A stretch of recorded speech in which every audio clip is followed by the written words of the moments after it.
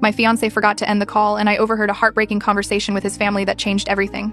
I was supposed to get married last week. Didn't happen because I left the night before. I'm 26. He's 26, and we've been together for 3 years. We have twin boys who just turned 1. When I found out I was pregnant, he immediately wanted me to get rid of them. Not just suggested it, demanded it multiple times. I told him flat out that I was having these babies with or without him. I even said I wouldn't ask for child support if he wanted to walk away. I've always had a strong maternal instinct, and the timing felt right for me. I was ready to be a mom, even if it meant doing it alone. He needed time to think. I gave him 3 days. On day 3, I was literally about to break up with him when he said he'd changed his mind, that he wanted to be there. Throughout the pregnancy, he was great. Went to every appointment, rubbed my feet, built the cribs. When the twins arrived, which we definitely weren't expecting, he stepped up. I honestly don't think I could have managed 2 newborns alone, so I was grateful he stayed. For months, he was everything a father should be.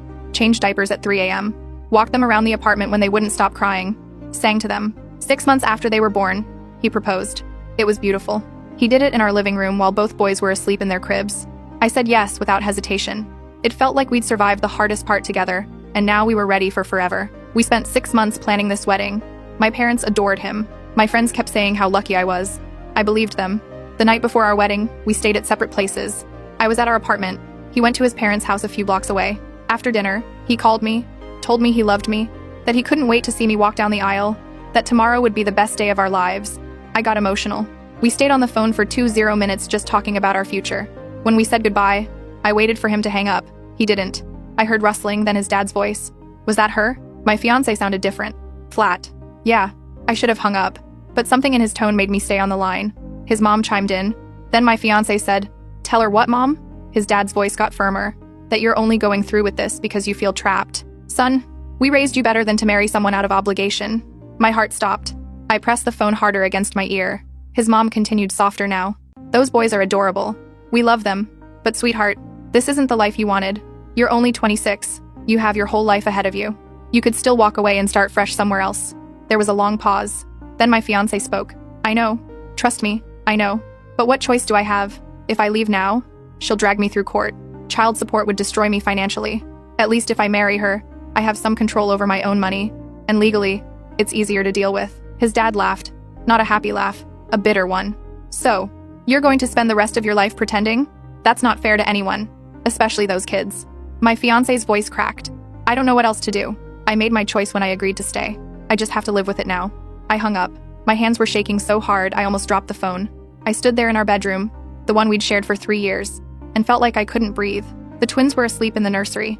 I went in, looked at their tiny faces, and something inside me just snapped into focus. I wasn't going to let my sons grow up with a father who saw them as a trap. I packed quietly. 2 bags for me, 1 bag of their essentials, diapers, formula, their favorite stuffed animals. I wrote a note and left it on the kitchen counter. Overheard everything. Don't contact me. My lawyer will be in touch. I drove to my parents' house at 2 a.m., with 2 crying babies in the back seat. My dad met me at the door, but instead of comforting me, he looked angry in a way I'd never seen. He said my fiancé had called him right after I left, told him I'd had some kind of breakdown and stolen the babies, that I wasn't stable. My dad actually believed him because apparently my fiancé had been building this narrative for weeks, telling my parents I'd been acting erratic, forgetting things, getting too emotional. Then my dad said something that made my blood turn to ice. He'd already called my fiancé back and told him where we were, and my fiancé was on his way with a police officer and emergency custody papers he'd somehow filed 2 days ago. I stared at my dad like I'd never seen him before. The porch light made his face look harsh, unfamiliar. Behind him, I could see my mom in the hallway, wringing her hands. "What did you do?" My voice came out flat. "Finn called us 3 hours ago," my dad said. "Said you'd been having episodes, getting confused. He was worried about the boys' safety." Episodes. The word hung in the air like poison. Finn had been planning this. Not just the conversation I'd overheard. He'd been systematically laying groundwork to make me look unstable.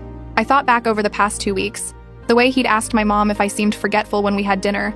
How he'd mentioned to my dad that I'd been crying a lot. The time he told my best friend Vera that I'd been talking about feeling overwhelmed. He'd been building a case. "I'm not having episodes," I said. My hands were still shaking. In the car, Mateo started crying louder. I overheard him tonight. He doesn't want to marry me. He sees the boys as a trap. He told his parents he's only going through with it for financial control. My dad's expression didn't change. "Honey, that doesn't make sense. Finn loves those boys. He's been nothing but dedicated." "Because he's scared of child support," I said. "Dad," I heard him. His exact words. My mom finally spoke from the doorway. "Maybe you misunderstood.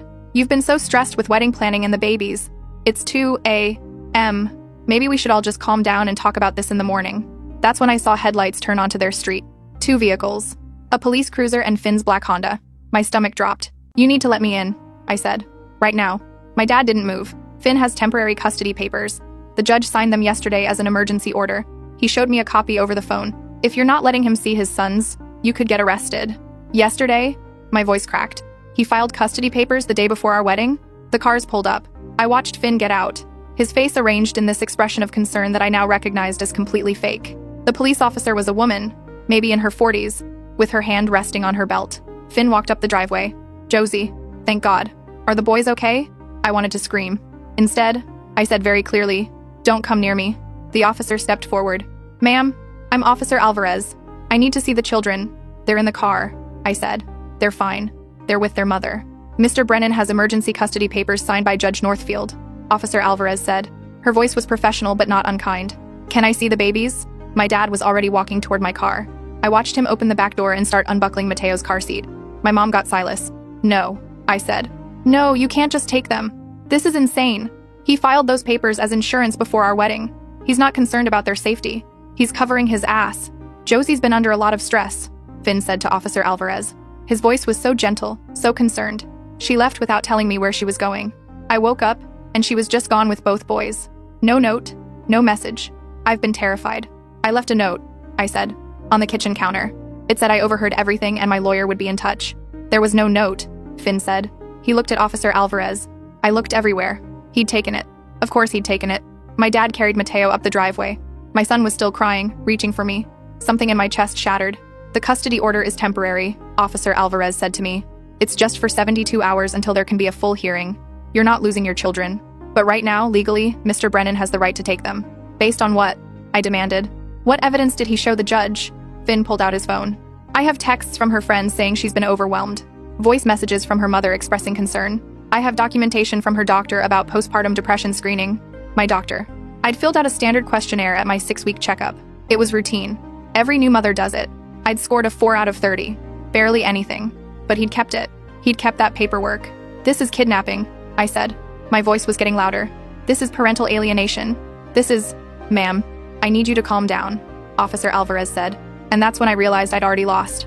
Because everything I did now, every word I said, every emotion I showed, would be used as evidence that I was unstable. If I cried, I was hysterical. If I yelled, I was aggressive. If I stayed calm, I was cold and detached. Finn had built a perfect trap. My mom brought Silas over. He was sleeping, his little fist curled against his cheek. I reached for him, and my mom actually stepped back. Maybe it's best if Finn takes them tonight, she said quietly, just until everyone calms down.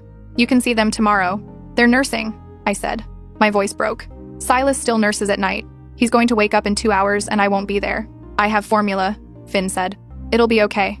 Officer Alvarez looked between us. I could see her making calculations, weighing risks. Young mother, middle of the night, high emotion, father with custody papers and police escort. Mr. Brennan, you can take the children, she said. Miss Harding, I strongly suggest you contact a family law attorney first thing in the morning. The hearing is scheduled for Monday at 10 a.m. at the county courthouse. Monday. Today was Friday. That meant 3 days without my babies. I watched Finn take both car seats to his vehicle. My dad helped him secure them. My mom stood on the porch, her arms crossed. Officer Alvarez gave me a card with case numbers and court information. Then they were gone.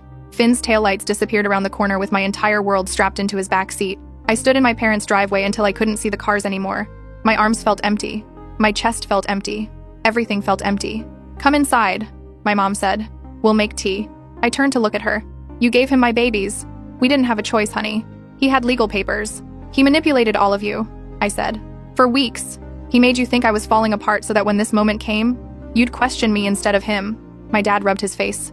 Josie, I know you're upset, but Finn has been nothing but concerned about you. Even tonight he wasn't angry. He was just worried. Because he's a liar, I said. Because he's been lying this entire time. To me, to you, to everyone. But I could see it in their faces. They didn't believe me. Or worse, they didn't want to believe me because believing me meant admitting they'd been fooled. I got back in my car. My mom called after me, but I didn't stop. I drove to a 24-hour diner on the edge of town and sat in a booth in the back, staring at my phone.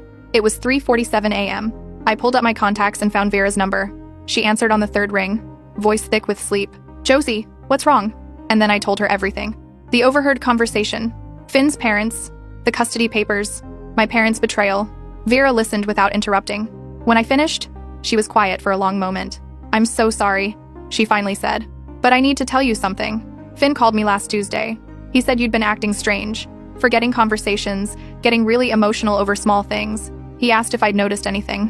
What did you say? I said you seemed fine to me. A little tired, but you have twin babies. Who wouldn't be tired? She paused. But Josie, he recorded the call. He asked me leading questions about your stress levels and whether I thought you were handling motherhood okay. I didn't realize at the time, but he was building a case. He recorded you? I heard the beep. I thought it was just a bad connection. But thinking back, he was definitely recording. I pressed my forehead against the cool diner table. He planned this, all of it. What do you need? Vera asked. Tell me what to do. I need a lawyer. The best family lawyer you know. My sister's firm handles family law.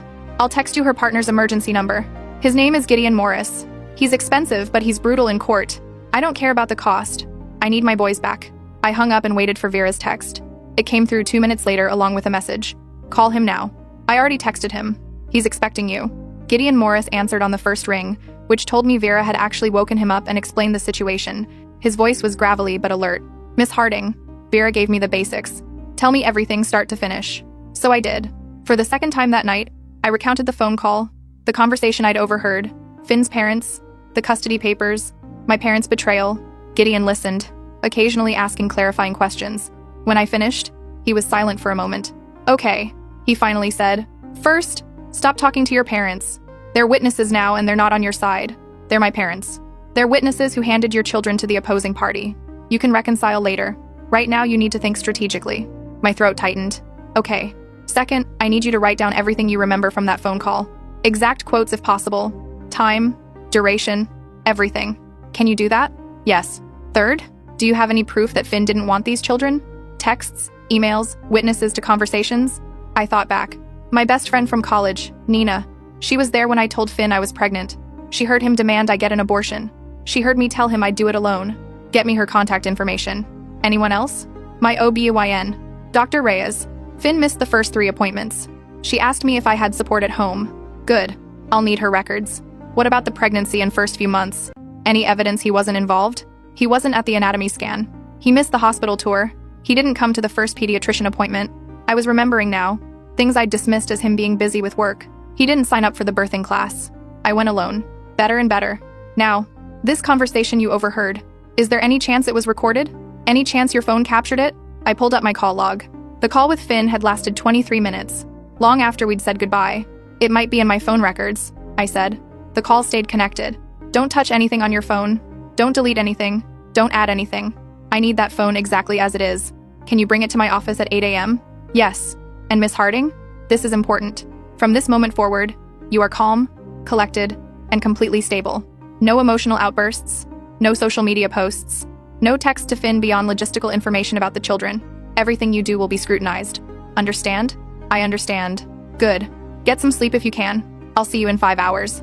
He hung up. I sat in that diner booth until the sun started rising, writing down every word I could remember from Finn's conversation with his parents. By the time I walked into Gideon Morris's office at 8 a.m., I had 4 single-spaced pages of documentation. His office was downtown in a brick building with his name on a brass plate. The receptionist, a woman with silver hair and sharp eyes, took one look at me and said, "You must be Josie. Go right in. He's expecting you." Gideon's office was all dark wood and law books. He was maybe 50, with gray at his temples and reading glasses perched on his nose. He gestured for me to sit. "Let's see what we have." I handed him my phone and the written documentation. He read through it slowly, occasionally making notes on a legal pad. "This is good," he said. "Very good. You have exact quotes, timestamps, context. Now, let's talk about the custody hearing on Monday." "I need to get them back before Monday," I said. "They're 1-year-old. They don't understand why I'm not there." "I know. But here's the reality. Finn has temporary custody papers signed by a judge. To overturn that, we need to prove he obtained them fraudulently or that they're not in the children's best interest. We have 3 days to build that case. So what do? We get affidavits. From Nina about his reaction to the pregnancy. From Dr. Reyes about his absence during prenatal care. From your pediatrician about his involvement, or lack thereof. In the first year, we subpoena your phone records to prove that calls stayed connected. We document everything he said to your parents and friends about your supposed instability. And we present it all to Judge Northfield on Monday morning. What if he's good to them this weekend? What if he plays the perfect dad? Then we show the judge that he's capable of playing a role when it suits him. That the man who demanded you abort these children suddenly became Father of the Year only after you made it clear you were having them with or without him. That he proposed not out of love, but out of financial calculation. That everything he's done has been strategic, not emotional. I nodded. My chest hurt. Can I see them? Before Monday? Gideon's expression softened slightly. The custody order doesn't prevent visitation, but I'd advise against it right now. Anything you do, any emotion you show, will be documented and used against you. Wait until Monday. Win the hearing. Then you'll have them back. 3 days had never seemed so long. I spent Friday gathering documentation. Nina sent me screenshots of texts from 3 years ago where she'd called Finn an asshole for demanding I abort. Dr. Reyes's office faxed over medical records, showing Finn had only attended 4 of 14 prenatal appointments. The pediatrician's records showed he'd missed 6 of the twins' first 8 checkups. Gideon filed an emergency motion to access my phone records. By Friday evening, we had proof that my call with Finn had remained connected for 17 minutes after we'd said goodbye. Saturday morning, Vera came over to the hotel where I was staying. I couldn't go back to the apartment. Everything there reminded me of the life I'd thought I was building. Your mom called me, Vera said. She wants to know if you're okay. What did you tell her? That she should have believed her daughter instead of a man she's known for 3 years. I almost smiled. She won't like that. I don't care what she likes. What she did was unforgivable. My phone buzzed. A text from Finn. The boys are doing great. Silas took a bottle, no problem. Mateo slept through the night. Just wanted you to know they're happy. That last sentence. They're happy. The implication was clear. They're happy without you. I showed Vera. Her jaw clenched. He's trying to provoke you. Don't respond. I want to tell him to go to hell. I know. But Gideon said no emotional responses. Just logistical information. I typed back, thank you for the update. I look forward to seeing them Monday. Polite. Neutral. It killed me. Sunday was worse. I woke up in the hotel room and for a split second forgot where I was. Then it all came crashing back. My babies were with a man who saw them as financial liabilities. My parents had chosen him over me. My wedding was supposed to be happening today. I checked my phone. 7 messages in our wedding group chat. Mostly from my bridesmaids asking what was happening. My mom had posted, wedding is postponed. Josie and Finn need time to work through some things. Please respect their privacy. Work through some things. Like my fiancé had been planning to trap me in a loveless marriage for financial convenience. I left the group chat. Then I posted a single update on my Facebook. I won't be getting married today. To everyone who was planning to attend, I'm sorry for the confusion. The venue and vendors have been notified. Thank you for understanding. Within minutes, comments started pouring in. Are you okay? What happened? Is this about Finn? I turned off notifications and put my phone face down on the nightstand. Gideon called at 2 p.m. I have something you need to see. Can you come to my office? I was there in 20 minutes. He handed me a printed document. This is the affidavit Finn submitted to get the emergency custody order. I read through it, my hands shaking. According to Finn, I'd been exhibiting signs of postpartum psychosis.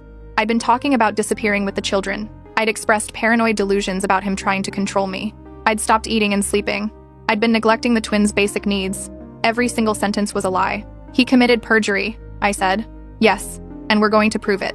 Gideon pulled out another document. This is from your pediatrician. Both boys have been to every scheduled checkup. Always clean, well-fed, and hitting developmental milestones.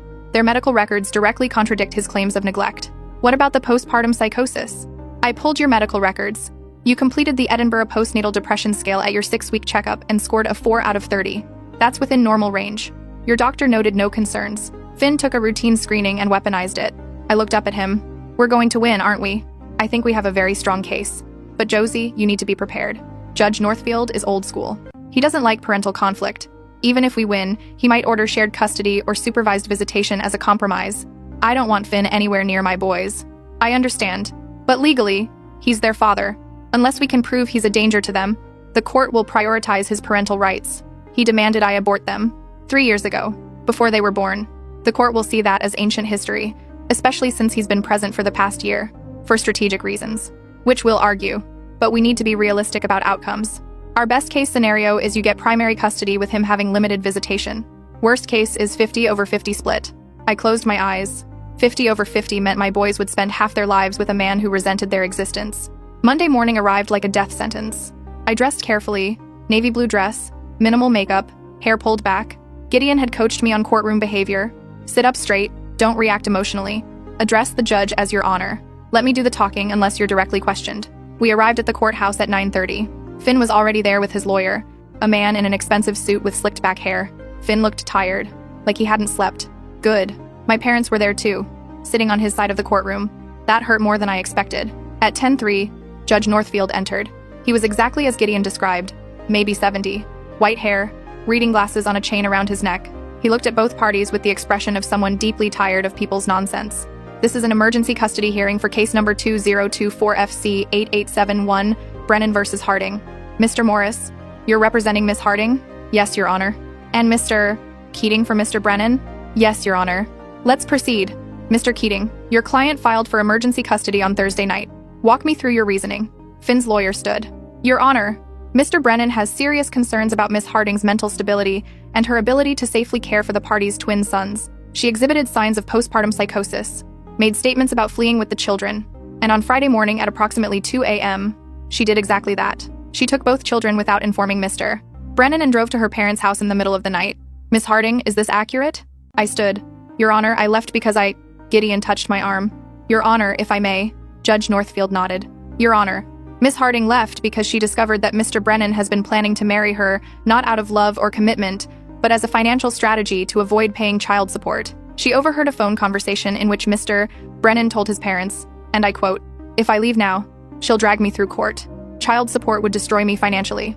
At least if I marry her, I have some control over my own money." The judge looked at Finn. Is this true? Finn's lawyer jumped in.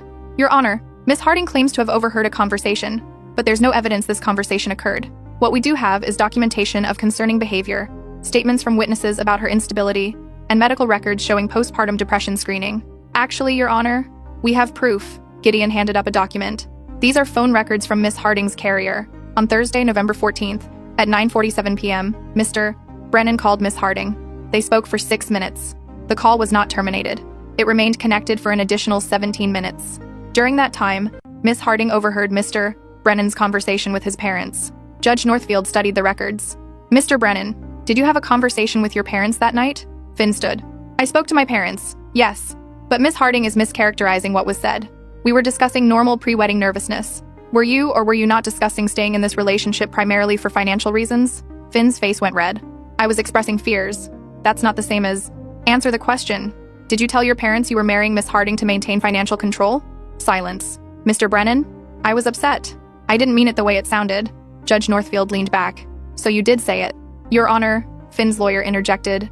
Even if Mr. Brennan expressed doubts about the marriage, that doesn't negate concerns about Miss Harding's mental health. Let's talk about those concerns.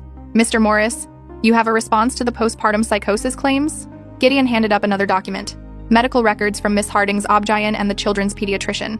Miss Harding scored a 4 out of 30 on the Edinburgh Postnatal Depression Scale, well within normal range. Her doctor noted no concerns. The twins have attended every scheduled checkup, always clean, well-fed, and meeting developmental milestones. There is zero evidence of neglect or psychosis. What about the witnesses claiming she was unstable? The only witnesses Mr. Brennan provided were Miss Harding's parents, whom he called and primed with concerns about her mental health in the weeks leading up to this incident. We have an affidavit from Miss Harding's friend Vera Castellanos stating that Mr. Brennan called her asking leading questions about Miss Harding's stress levels while recording the conversation. Judge Northfield looked at Finn. You recorded a conversation with Miss Harding's friend without her knowledge? I was concerned, Finn said. I wanted documentation. You wanted to build a case. There's a difference. The judge flipped through more papers. What about Mr. Brennan's involvement with these children prior to this incident? Gideon was ready. According to medical records, Mr. Brennan attended only 4 of 14 prenatal appointments. He missed the anatomy scan, the hospital tour, and the first pediatrician visit. In the children's first year, he attended only 2 of 8 wellness checks. Mr. Brennan, why were you absent from so many medical appointments? I was working, providing for my family. Miss Harding also works, correct? Yes, but yet she attended every appointment. Help me understand why your employment prevented attendance but hers didn't. Finn had no answer. Judge Northfield removed his glasses. Here's what I'm seeing. A young couple with twins. A relationship that was clearly struggling before these children were born. And a young man who, by his own admission, stayed in this relationship partially for financial reasons. Mr. Brennan, did you want these children? The courtroom went silent. I was scared, Finn finally said. We were young. I wasn't ready. That's not what I asked. Did you want these children? Not at first, but I grew to love them. After Miss Harding made it clear she was having them regardless? Yes. And you proposed 6 months after their birth. Why? Finn looked at his lawyer. His lawyer nodded. I wanted us to be a family. Or you wanted to establish legal ties that would protect your financial interests. No answer. Judge Northfield put his glasses back on. Mr. Brennan, I'm dissolving the emergency custody order. The children will return to Miss Harding's care immediately. Finn's lawyer stood. Your Honor, we request visitation. I'm not finished. Mr. Brennan, You will have supervised visitation for 2 hours every Saturday until we can schedule a full custody hearing. That hearing will take place in 30 days. At that time, we'll establish a permanent custody arrangement. This court does not look kindly on perjury, Mr. Brennan. The claims in your affidavit have been contradicted by medical evidence and witness statements. If I find you've deliberately misled this court, there will be consequences. He banged his gavel. We're adjourned. I couldn't breathe. Gideon touched my shoulder. You did it. They're coming home. I turned around. Finn was staring at me with an expression I couldn't read. My parents stood up and walked out without looking at me. But none of that mattered because a bailiff was asking me to follow him to collect my sons. They were in a room down the hall, both in their car seats with a social worker watching them. Mateo saw me first and started crying, reaching for me. Then Silas. I unbuckled them both and held them so tight. They smelled like home, like everything that mattered. I've got you, I whispered. Mama's got you. I'm never letting go. The social worker smiled. They've been asking for you all morning. Asking. They were learning words now. Mama had been one of their first. Gideon appeared in the doorway. I've arranged for police escort back to your apartment. Finn has been ordered to stay away for 24 hours while you get resettled. After that, he can request his first supervised visit. Thank you, I said. It wasn't enough. He'd given me my children back. Thank you would never be enough. Don't thank me yet. We still have a custody battle ahead. But today, you won. I carried both boys out of that courthouse, walked past Finn, who was arguing with his lawyer, past my parents, who stood in the parking lot looking lost. Vera was waiting by my car. She'd brought car seats, toys, everything I'd left behind in my panic. She hugged me while I cried into her shoulder. You did it, she said. You actually did it. The drive home should have felt triumphant. Instead, it felt surreal. Like I'd won a battle, but the war was still ahead. Back at the apartment, everything was exactly as I'd left it. My wedding dress hanging on the closet door. Centerpieces stacked in the corner. Finn's things scattered everywhere. I put the boys down for a nap and then just sat on the couch. 3 days. It had only been 3 days, but it felt like a lifetime. My phone buzzed. A text from my mom. We need to talk. I didn't respond. Another text, this time from my dad. You can't shut us out. We're your parents. I typed back. You gave my children to a man who told a judge I was psychotic. We're done talking. Then I blocked both their numbers. The next few weeks were a blur of legal meetings, custody negotiations, and supervised visits. Finn showed up every Saturday at 10 a.m., played with the boys for 2 hours while a court-appointed supervisor watched, and then left. He didn't try to talk to me. The supervisor said he was appropriate with the children, attentive and engaged, which made everything worse somehow, because it meant he was capable of being a good father. He just didn't want to be. The full custody hearing was scheduled for mid-December. Gideon warned me it would be rough. He'll try to paint you as vindictive, as someone who overheard one conversation and blew up her entire life over it. I didn't blow up my life. I protected my children from growing up with a father who resented them. That's what we'll argue. But be prepared for character attacks. He was right. At the December hearing, Finn's lawyer called my parents as witnesses. They both testified that I'd been erratic in the weeks before the wedding. Emotional, forgetful, stressed. Would you say Miss Harding was capable of making rational decisions during this time? His lawyer asked my mother. I don't know. My mom said she didn't look at me. She wasn't herself. It took everything in me not to react. Then Finn took the stand. His lawyer walked him through the pregnancy, his initial fears, his eventual acceptance. I was scared, Finn said, his voice breaking. But I stepped up. I went to appointments. I built their nursery. I was there for every midnight feeding. I love those boys more than anything. And why do you think Miss Harding left? I think she misunderstood a private conversation with my parents. I was expressing pre-wedding nerves, the same nerves every groom has. She took it as proof I didn't want our family, when the truth is I was just scared of marriage, not fatherhood. Do you want to marry Miss Harding? I wanted to marry the woman I fell in love with. I don't know who she is anymore. It was a masterful performance. I watched the judge taking notes and couldn't tell what he was thinking. Then it was my turn. Gideon walked me through the timeline. The pregnancy, Finn's demands for abortion, his absence during prenatal care, the overheard conversation. Why didn't you confront him immediately? Gideon asked. Because I knew he'd deny it. I knew he'd twist it into me being emotional or irrational. So I documented everything and left. And in the 3 days your children were with Mr. Brennan, how did you feel? Like my heart had been ripped out, like every breath hurt. Those are my babies. I carried them. I birthed them. I've been their primary caregiver since day one. He wanted to get rid of them before they were even born. But he stayed, because I told him I'd do it without child support. And then, once they were here, he realized marriage was a better financial strategy than abandonment. Objection, Finn's lawyer stood. Speculation. Sustained. Let me rephrase, Gideon said. Miss Harding, in the conversation you overheard, what exact words did Mr. Brennan use? I took a breath. I'd memorized it. He said, if I leave now, she'll drag me through court. Child support would destroy me financially. At least if I marry her, I have some control over my own money. And legally, it's easier to deal with. Those were his exact words? Yes. And how did that make you feel? Like I'd been living with a stranger. Like every kiss, every I love you, every moment of our relationship had been a calculated lie. Judge Northfield interrupted. Miss Harding, Mr. Brennan has been consistent with supervised visitation. He's attended every session on time, engaged appropriately with the children. What would you like the custody arrangement to look like going forward? I looked at Finn. He stared back at me, expression unreadable. I want primary custody, I said. He can have visitation, but I want to be the primary parent. These boys need stability. They need to know their home base, and they need to be with a parent who wanted them from the beginning. Mr. Brennan, what would you like? Finn stood. I want 50/50 custody. I'm their father. I deserve equal time. Judge Northfield nodded. I'll issue my ruling by the end of the week. 5 days. We had to wait 5 days. Gideon walked me out. That went as well as it could have. What do you think he'll decide? Honestly, I think you'll get primary custody with him having standard visitation. Every other weekend, 1 weeknight, split holidays. The judge clearly believed you about the phone conversation, but he also saw that Finn has been responsible during supervised visits. So my boys will spend time with a man who resents them. Maybe. Or maybe being forced to spend time with them will change how he feels. People don't change, Gideon. He gave me a sad smile. Sometimes they do.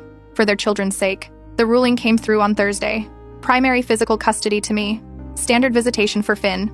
Every other weekend, Wednesday evenings, alternating holidays. No more supervised visits. I won. The first weekend, Finn took the boys. I paced my apartment like a caged animal. He picked them up Friday at 6 p.m. and wouldn't bring them back until Sunday at 6 p.m. 48 hours. Vera came over and forced me to watch movies. I didn't absorb a single minute. At 8 p.m., I texted Finn. Are they okay? He responded immediately. They're fine. Just finished dinner.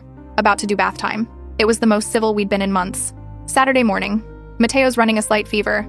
Gave him Tylenol. Monitoring. Saturday afternoon. Fever broke. Both boys napping. Sunday at 6 p.m. he brought them home. They ran to me, talking about the park and pancakes and something about a dog. Finn lingered in the doorway. They were great, he said. No problems. Thank you for the updates. He nodded. Started to leave, then stopped. Josie? I looked up. I'm sorry. For all of it. I know that doesn't fix anything, but I need you to know I'm sorry. Then he left before I could respond. That's been our routine for 6 months now. Civil exchanges, polite texts. He's never missed a pickup or drop off. Never missed a payment for child support. The boys are thriving, learning new words every day, running everywhere, eating everything. My parents tried to reconcile once. Showed up at my apartment with apology cookies. I let them in because the boys missed their grandparents. We sat in awkward silence while Mateo and Silas played. We were wrong, my mom finally said. We should have believed you. Yes, you should have. Can we try again? To be a family? I thought about it for a long time. Maybe eventually. But not now. You chose him over me when I needed you most. That's not something I can just forget. They left. I haven't heard from them since. Vera asks me sometimes if I regret leaving. If I wish I'd just confronted Finn and tried to work it out. My answer is always the same. No, because my boys will never grow up thinking love means sacrificing yourself to keep someone else comfortable. They'll never think it's normal for someone to resent their existence. They'll know their mother fought for them. That when it came down to it, I chose them over everything else. And maybe someday, when they're old enough to understand, I'll tell them about the phone call. The one that changed everything. The one where I learned that not all love is real, not all commitment is honest, and sometimes the bravest thing you can do is walk away. But for now, I watch them sleep in their cribs, their little faces peaceful and perfect, and I know I made the right choice. Even if it meant blowing up my entire life, even if it meant losing my family, even if it meant raising them mostly alone, because they deserve a mother who wants them completely, without hesitation, without resentment. And that's exactly what they have. Update 2. 6 months later. It's been 6 months since the custody hearing. The boys turned 18 months old last week. They're talking in full sentences now, running everywhere, climbing on everything. Mateo is obsessed with trucks. Silas won't go anywhere without his stuffed elephant. And I'm sitting in my car outside of Finn's apartment building because I just saw something that changes everything. Let me back up. Over the past 6 months, Finn has been the model co-parent. Picks up on time, drops off on time, sends updates with photos, follows the custody schedule exactly. We've developed this weird professional relationship, almost like business partners rather than ex-partners. It works. 2 months ago, I started seeing someone. His name is Asher, and he's a teacher at the preschool where I enrolled the boys for morning sessions. He's patient, funny, and completely unbothered by the fact that I have twin toddlers and complicated ex-drama. We've been taking it slow. Coffee dates while the boys are at preschool, movies when Finn has them for the weekend. Last week, Asher met the boys for the first time. We went to the zoo. They loved him. Mateo held his hand the entire time. Silas showed him every animal we passed. When I dropped them off at Finn's that Friday, Mateo told him all about Mama's friend Asher. Finn's face did something strange. I couldn't read it. He just nodded and said, "Sounds like fun, buddy." This morning, I went to pick up the boys from Finn's apartment. Knocked on the door at 6 p.m. Like always. No answer. Called his phone. Straight to voicemail. I waited 10 minutes. Knocked again. Still nothing. So I called Vera. Finn's not answering. I'm at his apartment. The boys should be ready by now. Maybe he took them to the park and lost track of time. Maybe. But something felt wrong. I tried the doorknob. Unlocked. I pushed it open. Finn? Boys? The apartment was silent. Too silent. I walked through the living room. Toys everywhere. Normal for when the boys visit. Their backpack was by the couch. Packed and ready. But no Finn. No boys. Then I heard voices coming from the balcony. The sliding glass door was cracked open. I walked over and saw Finn sitting on the balcony floor, both boys in his lap. They were looking at clouds. "That one looks like a dog," Mateo was saying. "You're right, buddy," Finn said. His voice sounded thick, like he'd been crying. I slid the door open. All three of them turned. "Mama!" Both boys scrambled to me. Finn stood up slowly. His eyes were red. "What's going on?" I asked. "Why didn't you answer the door?" "I'm sorry. We were out here. I didn't hear you knock." He was lying. I could see it in his face. "Are you okay?" "I'm fine. The boys are all ready to go." I grabbed their backpack, started gathering their things. Finn stood by the sliding door, just watching us. "Can I talk to you?" he finally said. "Just for a minute. The boys can watch TV." I hesitated. We hadn't had a real conversation, beyond logistics, since the custody hearing. "Please," he said. I put both boys in front of the TV with snacks, then followed Finn to the kitchen. "What is it?" He leaned against the counter. "I'm moving." "What? Where?" "Portland. I got a job offer. Better pay, better position. It's what I've been working toward for years. Portland. That was 3 states away. When? End of next month." I felt my chest tighten. "What about the boys?" "I'll fly back for my weekends. Or you can send them to me for longer visits during summer and holidays. We'll figure it out." "Figure it out?" "Finn, they're 18 months old. They can't fly alone. I can't afford to fly them back and forth every other weekend. This completely disrupts the custody arrangement." "I know. That's why I'm telling you now. So we can go back to court and modify it before I leave." I stared at him. "You already accepted the job?" "Yes. Without discussing it with me. I'm telling you now." "That's not discussing, that's informing. This affects our children, Finn. You can't just make major life decisions and expect me to accommodate." His jaw clenched. "So what? I'm supposed to turn down career opportunities because we have kids? You get to build your life. I saw the photos on Instagram with your new boyfriend, but I'm stuck?" There it was. The real issue. "This isn't about Asher, isn't it? You've moved on. You're playing happy family. But God forbid I try to move forward with my life. Moving forward and moving 3 states away are not the same thing. The boys need their father. I'll visit. I'll call every night. They'll barely notice I'm gone.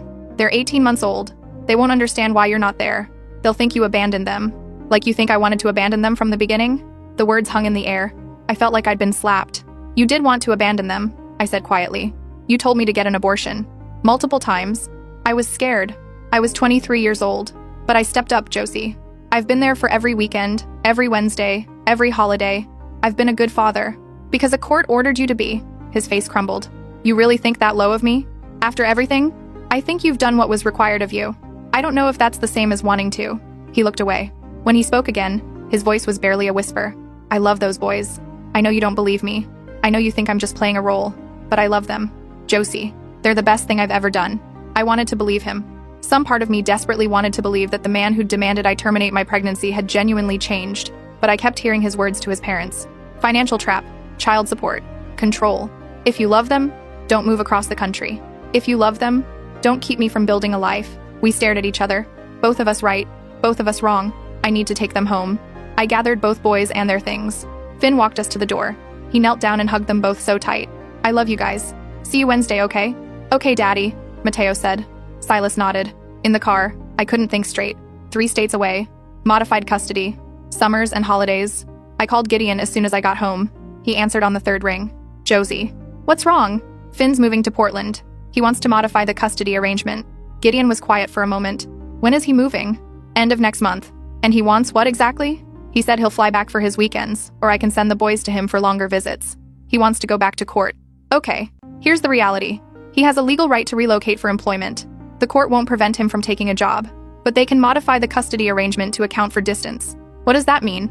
"Usually, 1 extended visit during summer, alternating major holidays, maybe 1 weekend a month if he's willing to do the travel, plus video calls. That's barely any time. That's long-distance co-parenting. It's not ideal, but it's what happens when one parent relocates." "Can I stop him?" You can argue that the relocation isn't in the children's best interest, but unless you can prove he's doing it to avoid parenting responsibilities, the judge will probably allow it. He's doing it because I'm dating someone. Can you prove that? I thought about his words. I saw the photos on Instagram with your new boyfriend. Maybe. Then document everything. Every conversation, every text. If he makes any statements connecting the move to your personal life, we need that on record. I spent the rest of that night going through my phone. Finn hadn't texted anything incriminating, but I remembered his face when Mateo mentioned Asher, the way he'd changed after that weekend. Wednesday evening came. Finn picked up the boys for his scheduled dinner visit. When he brought them back at 8 p.m., I stopped him at the door. I want you to reconsider the move, Josie. I'm serious. The boys need consistency. They need their father present, not on a screen. I can't turn down this opportunity. It's what I've been working toward. More important than your children? Why does it have to be a choice? Why can't I have both a career and my kids? Because you're making it a choice. You're choosing a job across the country over being here for them. He ran his hands through his hair. What do you want me to do? Stay here, in a dead-end position, watching you build a new life with someone else? This is about Asher. It's about me finally having the chance to start over. You don't get to start over. We have children. This is our life now. Your life. You get to have Asher, and your friends, and your perfect little apartment. I get every other weekend and Wednesdays. You won. Isn't that enough? I stared at him. I didn't want to win. I wanted my children to have two parents who were present. Well, now you'll get what you actually wanted. Them all to yourself. He left. I stood in my doorway, shaking. That night, I called my mom for the first time in months. She answered on the first ring. Josie, Finn's moving to Portland. He's leaving the boys. Silence. Then, what can I do? I don't know. I started crying. I thought he changed. I thought he actually loved them. Maybe he does. Maybe he loves them and still can't stay. That's not love. Sometimes people make selfish choices even when they love someone. It doesn't mean the love isn't real. It just means they're human. I wanted to argue, but I was too tired. The court date was set for 3 weeks later. Gideon prepared a strong case. Finn's sporadic involvement during pregnancy, the overheard phone call, his minimal participation in the first year, and now this sudden relocation right after I started dating someone. We walked into that courtroom ready for war. Finn was there with his lawyer, Mr. Keating. He looked exhausted. Judge Northfield reviewed both motions. Mr. Brennan, you're requesting modification of the custody arrangement to accommodate a relocation to Portland, Oregon. Why Portland? Why Portland? I received a job offer, Your Honor. It's a significant promotion with a 40% salary increase. And you accepted without consulting with Miss Harding about the impact on your children? I informed her as soon as I accepted. That's not what I asked. Did you consult with her before accepting? Finn shifted. No, Your Honor. I didn't think I needed to. You share custody of twin toddlers. Every major life decision impacts them. You didn't think you needed to consult their mother? I have a right to pursue career opportunities. You do. But you also have responsibilities to your children. Help me understand why this opportunity couldn't wait until the boys are older and better able to handle long-distance visitation. Finn's lawyer stood. Your Honor, Mr. Brennan has been an exemplary co-parent for the past 9 months. He's never missed a visit, never failed to pay support, has maintained consistent involvement. He's not abandoning his children. He's simply relocating for employment while proposing a modified schedule that allows continued contact. Miss Harding, you oppose this relocation? Gideon stood. Yes, Your Honor. We believe this relocation is not about employment but about Mr. Brennan avoiding consistent parenting responsibilities. On what basis? Mr. Brennan only decided to relocate after learning Miss Harding had started dating someone new. He made statements to Miss Harding indicating jealousy and resentment over her moving on with her life. Judge Northfield looked at Finn. Is this accurate? I mentioned that she was dating someone, but that's not why I'm moving. This is purely a career decision. When did you start job hunting in Portland? Finn hesitated. About 2 months ago. And when did Miss Harding begin her new relationship? Another pause. Around the same time. Quite a coincidence. It wasn't because of that. I'd been unhappy here for a while. Unhappy because you have to co-parent every other weekend? Unhappy because my entire life here is a reminder of what I lost. The courtroom went quiet. Even his lawyer looked surprised by that admission. What did you lose, Mr. Brennan? Finn looked at me for the first time since we'd entered the courtroom. Her? I lost the woman I was supposed to marry because I said something stupid that I didn't mean. And now I have to watch her fall in love with someone else while I'm stuck being the part-time dad who sees his kids 4 days a month. You're not stuck. You have custody every other weekend and every Wednesday. That was court-ordered, yes. But you could have requested more time. You never did. Because I knew she wouldn't agree. Judge Northfield turned to me. Miss Harding, would you have agreed to a more balanced custody schedule if Mr. Brennan had requested it? I thought about it. Would I have? Or would I have fought to keep them mostly to myself? I don't know, I admitted. Why not? Because I didn't trust him. I still don't. He told his parents he was marrying me for financial reasons. That our children were a trap. I can't forget that. Have his actions since the custody hearing given you reason to distrust him? No, I admitted. He's been consistent. But consistency doesn't mean he wants to be there. Mr. Brennan, the judge said, do you want to be there? For your children? Finn's voice cracked. Yes. Then why are you moving to Portland? Because I can't do this anymore. I can't watch her build the life we were supposed to have. I can't keep showing up every Wednesday to an apartment that was supposed to be our home. I can't keep loving kids who won't remember me as anything more than the guy who picks them up sometimes. I felt something twist in my chest. You think they won't remember you? They're 18 months old. In a few years, I'll just be the voice on the phone. The guy they visit in summer. They'll call her boyfriend Dad and I'll be Finn. Judge Northfield leaned back in his chair. Here's what I'm going to do. Mr. Brennan, I'm denying your relocation request. Finn's face went white. However, I'm modifying the custody arrangement. You'll have the children 50% of the time. 1 week on, 1 week off. You wanted more time with your children? You've got it. Your Honor, Finn's lawyer started. I'm not finished. Both of you are going to attend co-parenting counseling. 6 months minimum. You're going to learn how to communicate without resentment, how to put your children first, and how to build a functional co-parenting relationship. If, after 6 months, you still want to relocate, Mr. Brennan, you can file a new motion and I'll reconsider. But right now, those boys need their father present. Not on a screen. Present. He banged his gavel. Court is adjourned. I sat there, stunned. 50-50 custody. My boys would be gone half the time. Gideon touched my arm. This isn't what we wanted, but it's not the worst outcome. He gets exactly what he asked for? How is that not the worst outcome? He didn't get to move. That's what matters. The boys stay in the same city as both parents. Everything else, we can work with. Finn and his lawyer left quickly. I sat in that courtroom for a long time after everyone else had gone. When I finally made it to my car, I called Asher. How did it go? He's staying, but he gets them half the time now. That's good, right? They need their dad. I don't know what they need anymore. I thought I was protecting them. Maybe I was just protecting myself. Josie, you're a good mom. The best. Whatever happens, those boys are lucky to have you. I wanted to believe him. The first week of the new custody arrangement started the following Monday.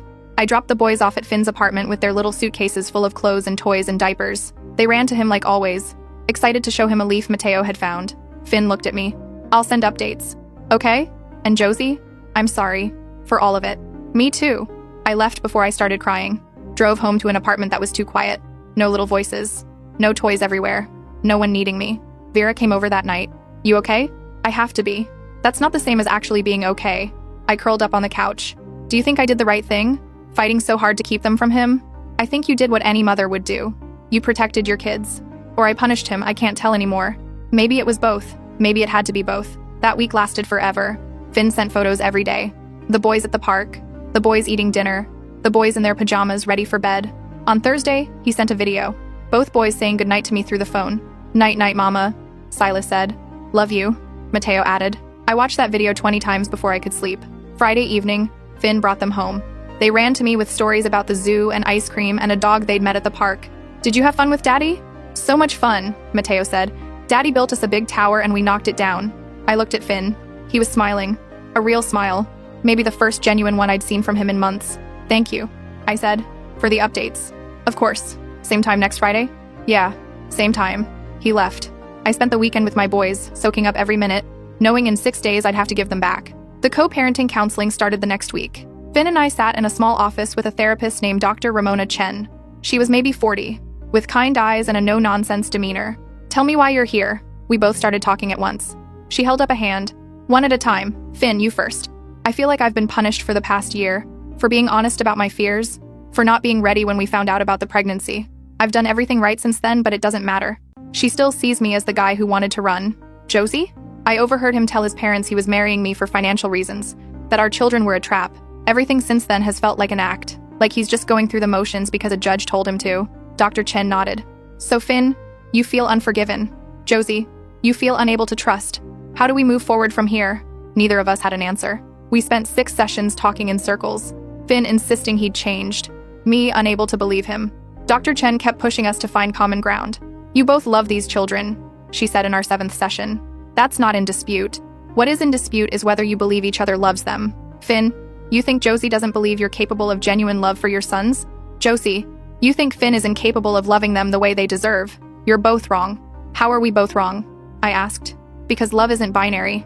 Finn can love those boys and still resent the circumstances that brought them into his life. Josie, you can love those boys and still struggle with the fear that you're not enough on your own. Both things can be true. I felt something crack open in my chest. I never said I wasn't enough. You didn't have to. Everything you've done has been about proving you can do this alone. But you don't have to do it alone. That's what co-parenting is.